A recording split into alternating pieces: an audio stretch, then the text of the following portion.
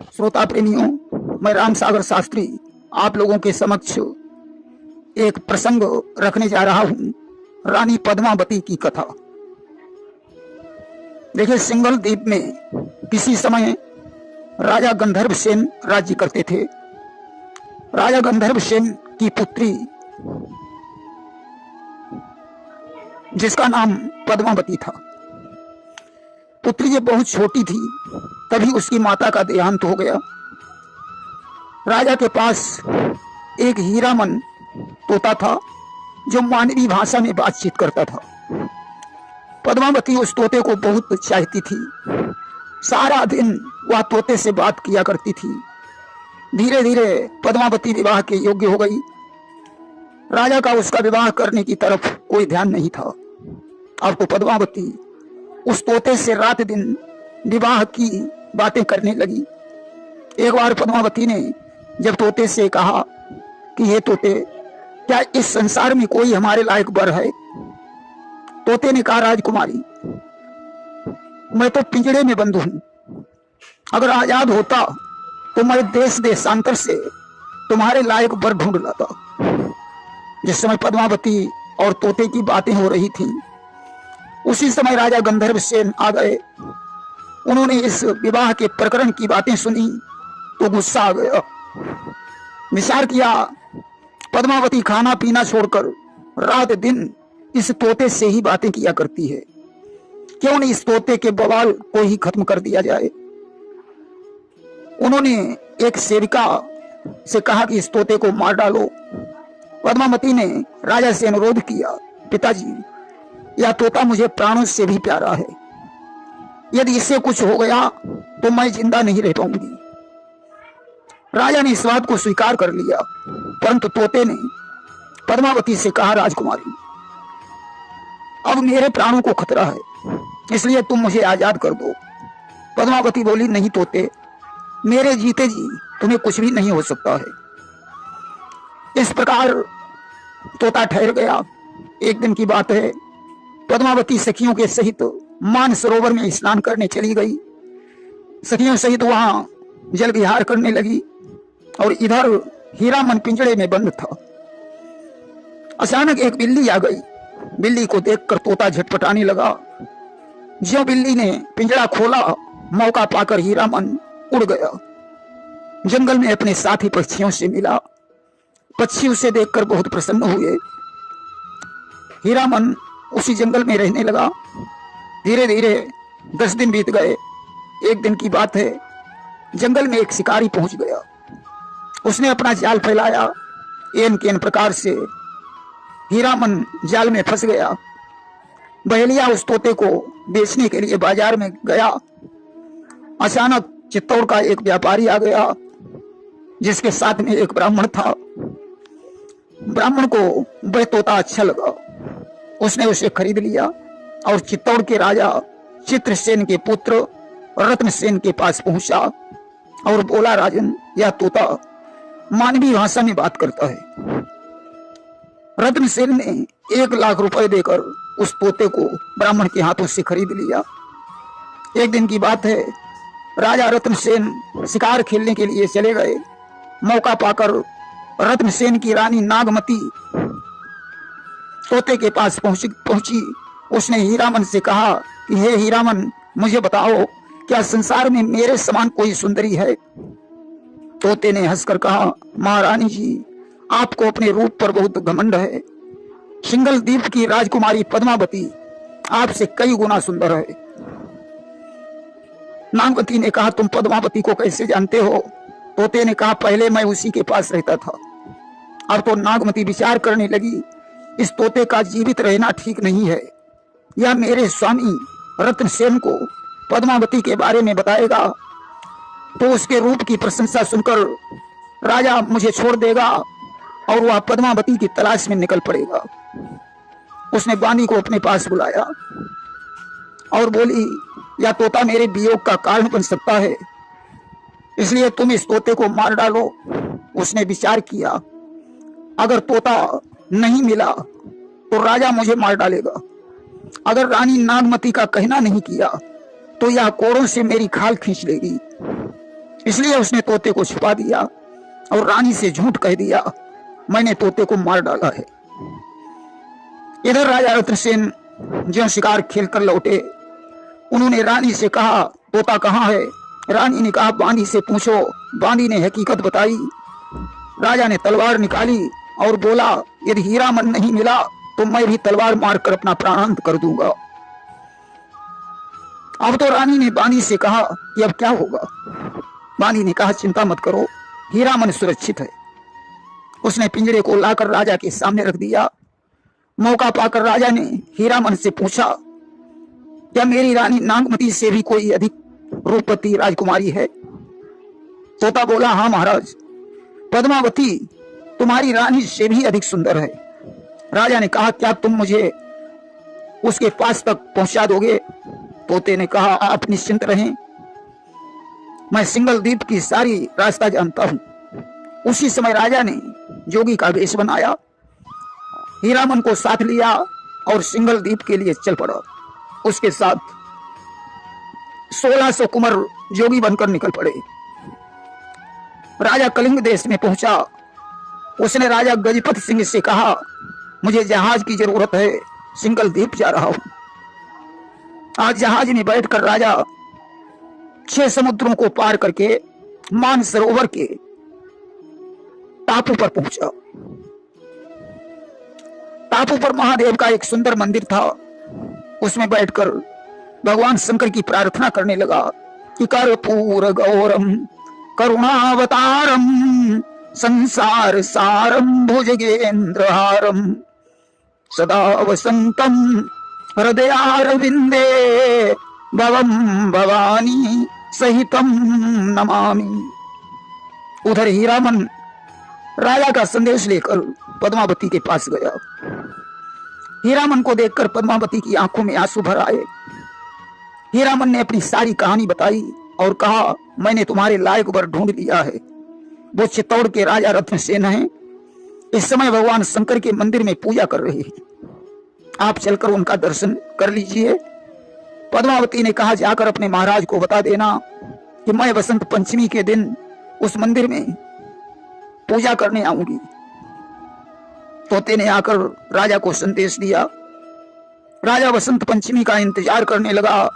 धीरे धीरे वसंत पंचमी आ गई। पद्मावती ने अपनी कुछ सहेलियों को साथ में लिया और शंकर जी के मंदिर में पहुंची। तोते ने संकेत किया, राजन यही पद्मावती है। अब तो राजा ने ज्यों पद्मावती को देखा, रूप देखकर मूर्छित हो गया। पद्मावती ने चंदन से उसकी बाह पर लिख दिया कि मुझे प्राप्त करने के लिए तुम्हें सिंगल द्वीप पर विजय प्राप्त करनी पड़ेगी। इतना लिखकर पद्मावती वापस चली गई। अब राजा होश में आया। उसने तोते से कहा, यह किसने लिखा है? तोते ने सारी कहानी बताई और महल में प्रवेश करने का रास्ता बताया। भगवान शंकर की कृपा से रत्नसेन को सिद्धि प्राप्त हो चुकी थी। राजा ने योगियों को लेकर चढ़ाई कर दी। गंधर्व सेन को ज्यों सूचना मिली, उसने योगियों को घेर लिया, युद्ध करने के लिए उद्यत हो गया। राजा रत्नसेन को बंदी बना लिया और फांसी का हुक्म दे दिया। अब तो पद्मावती चिंता में डूब गई। अब क्या होगा? रत्नसेन को फांसी के तख्ते पर खड़ा किया गया। जल्लादों ने पूछा, तेरी कोई इच्छा है? तू किसी से मिलना चाहता है? रत्नसेन ने कहा, मैं सिर्फ पद्मावती को देखना चाहता हूं। राजा ने मना कर दिया। भला एक जोगी के साथ मैं अपनी पुत्री को कैसे मिलने दे सकता हूं? उस समय हीरामन बोला, राजन तुम जिन्हें जोगी समझ रहे हो वो चित्तौड़ के सम्राट रत्नसेन हैं। मैं इन दिनों इन्हीं के घर में रहता हूं। पद्मावती इन्हीं के साथ अपना विवाह करना चाहती है। दोनों में बहुत बड़ा प्रेम है। राजा ने कहा, मैं तुम्हारी बात पर विश्वास नहीं कर सकता हूं। क्षत्रियों की तलवार में बहुत बल होता है। अगर ये राजा हैं तो इसे युद्ध करना होगा। आज फांसी को रुकवाकर युद्ध होना शुरू हो गया। आज भक्त ने भगवान शंकर का ध्यान किया। अचानक वहां दो वीर प्रकट हो गए, अवघड़ के रूप में भगवान शंकर और बंदर के रूप में हनुमान। भयानक युद्ध होने लगा। हनुमान ने पूंछ में लपेट लपेट कर गंधर्व सेन की सारी सेना को आकाश में फेंक दिया। राजा चक्कर में पड़ गया। उस समय साक्षात भगवान शंकर और हनुमान ने दर्शन दिए। राजा चरणों में गिर पड़ा। राजा को ज्ञान हो गया। उसने विधि विधान से रत्नसेन के साथ पद्मावती का विवाह कर दिया। इधर नागमती चित्तौड़ का रास्ता देखती है कि नागमती चित्तौड़ पथ हेरा, पिए जो गए तिन कीनन फेरा। नागमती अपनी सहेलियों से कहती है, मेरे प्रीतम यहां से जाकर आज तक नहीं लौटे, असुआ काल बनी लईगा पीऊ, पीऊ नहीं जात जात मम जीऊ। तोता हमारा दुश्मन बन गया, जो मेरे प्रीतम को लेकर चला गया। मेरे स्वामी के चले जाने पर मेरा जीना मुश्किल है। सखियां नागमती को समझाती हैं कि पाट महादेई ये नहारू, और धरि धीरज चित चेत समारू। हे महारानी जी, धैर्य रखो, तुम्हारे स्वामी लौट कर जरूर आएंगे। इधर राजा रत्नसेन सिंगल द्वीप में ठहर गए। एक दिन की बात है, वे शिकार खेलने जंगल में पहुंचे। वहां पक्षियों के मुंह से उन्होंने नागमती के विरह का वर्णन सुना। अब तो रत्नसेन ने गंधर्व सेन से विदा मांगी और पद्मावती के सहित चित्तौड़ के लिए चल पड़े। साथ में हीरामन तोता भी था। रानी नागमती को सौतन देखकर बड़ा कष्ट हुआ, परंतु वह कुछ कह नहीं सकी। धीरे धीरे पद्मावती ने कमल सेन और नागमती ने नागसेन को जन्म दिया। राजा दो पुत्रों का पिता बन गया। राजा के दरबार में एक राघव नाम का पंडित रहता था, जिसके पास यक्षिणी सिद्धि थी। एक बार की बात है, राजा ने राघव से पूछा, द्विज कब है? राघव ने कहा, राजन द्विज तो आज ही है। अब तो जितने पंडित थे सब राघव पर टूट पड़े। राजन द्विज कल है, राघव आज कैसे बता सकते हैं? इस बात पर क्रोधित होकर राजा ने राघव को दरबार से निकाल दिया। अब तो राघव गुस्से में होकर अलाउद्दीन के पास चला गया। उसने अलाउद्दीन से कहा, जहां पनाह पद्मावती आपके लायक है। संसार में इतनी सुंदरता दूसरी किसी स्त्री में नहीं होगी। जैसे भी बने उसे प्राप्त कर लो। अलाउद्दीन ने सरजा नामक दूत को अपने पास बुलाया और कहा, तुम मेरा संदेश लेकर राजा रत्नसेन के पास चले जाओ। दूत ने जाकर रत्नसेन को प्रणाम किया और अलाउद्दीन का संदेश पत्र दे दिया, जिसमें लिखा था कि पद्मावती मोहि नृप दीजय और संपत्ति अतुल हमारी लीजय। मैं तुम्हें अतुल संपत्ति दूंगा, परंतु तुम अपनी रानी पद्मावती को मुझे दे दो। अब तो पत्र पढ़कर रत्नसेन का खून खौलने लगा। उसने कहा, जाकर अपने महाराज से कह देना कि वह संपत्ति की अगर बात करता है तो अपनी बेगम को मेरे हवाले कर दे, मैं सारा राजपाट उसे दे दूंगा। आज दूत के मुंह से ऐसी बात सुनकर अलाउद्दीन ने चित्तौड़ पर आक्रमण कर दिया। घमासान युद्ध होने लगा। ढपढोल और शंखों के स्वर पृथ्वी दहलाए देते थे। बलवानों के गर्जन तर्जन आकाश हिलाए देते थे। युद्ध होते होते 8 वर्ष व्यतीत हो गए। अलाउद्दीन ने अपनी पराजय समझकर रत्नसेन को झांसा दिया। बोला, राजन गुस्ताखी माफ करना, मैं आपसे संधि करना चाहता हूं। रत्नसेन बड़ी प्रसन्नता के साथ अलाउद्दीन को भेजने गए।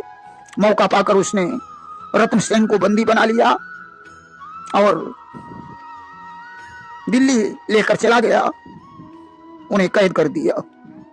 अब तो नागमती और पद्मावती बड़ी दुखी हो गई। इधर कुंभल देश का राजा देवपाल ने मौका पाकर कुमुदनी नाम की दासी को पद्मावती के पास भेजा। उसने कहा, राजा रत्नसेन तो बंदी बन चुके हैं, उनका वापस लौटना असंभव है, इसलिए तुम देवपाल की पत्नी बन जाओ। इस बात पर पद्मावती को गुस्सा आया और उसने कुमुदनी को मार पीट कर महल से बाहर निकाल दिया। गोरा और बादल राजा रत्नसेन के 2 मित्र थे। पद्मावती गोरा बादल के पास गई और उसने सारी कहानी बताई। गोरा बादल ने 1600 डोलियां सजवाकर उसमें सैनिक बैठा दिए और दिल्ली के लिए प्रस्थान कर दिया। अलाउद्दीन के पास खबर भेजी, रानी पद्मावती अपनी 1600 दासियों के सहित आपकी सेवा में आ रही है, परंतु एक बार वह अपने पति रतन सेन से मिलना चाहती है।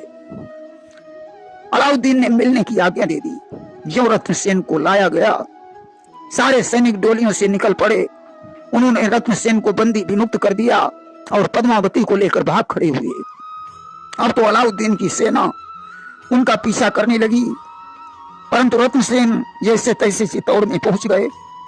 चित्तौड़ पहुंचने पर पद्मावती ने कुंभल के राजा देवपाल की बात बताई।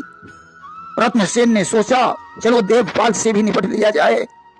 वह अकेले ही तलवार लेकर देवपाल के पास पहुंचा। उसने युद्ध के लिए ललकारा। दोनों के बीच युद्ध होने लगा। देवपाल की सांग से रत्नसेन घायल हो गया। घायल अवस्था में रत्नसेन जब वापस लौटे तो महलों में पहुंचकर उनकी मृत्यु हो गई। नागमती और पद्मावती दोनों विलाप करने लगी। यह विधना तोरा काह बिगाड़ा, जो अस आयु में दुख डारा, बिन पति कर मोर कहाँ ठिकाना, और यही ते तो अच्छा मर जाना। आज दोनों पत्नियां राजा रत्नसेन की चिता के साथ सती हो गईं। देखिए, आध्यात्मिक दृष्टि से शरीर ही चित्तौड़ है, मन ही सिंगल द्वीप है, बुद्धि ही पद्मावती है, गुरु ही तोता है, जीवन ही नागमती है, शैतान ही राघव है और माया ही अलाउद्दीन है। इस कहानी का विस्तृत वर्णन मलिक मोहम्मद जायसी द्वारा रचित पुस्तक पद्मावती में मिलता है। प्रेम से बोलिए वृंदावन बिहारी लाल की जय।